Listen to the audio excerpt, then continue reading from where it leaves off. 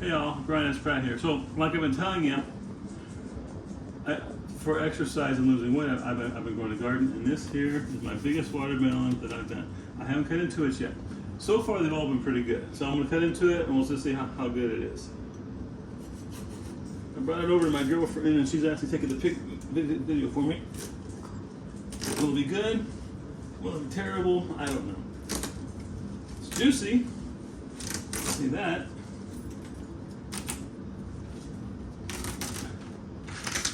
Ooh, look at that. That is, oh, you can smell that too. Let me get a fork.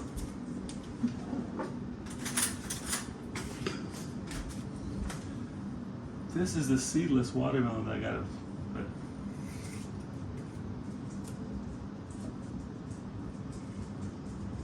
Oh yeah. Oh yeah, that is sweet. That is succulent. And you know what? I'll be eating all weekend long. Will y'all take care? This is just a quick update. If you haven't subscribed already, please do so.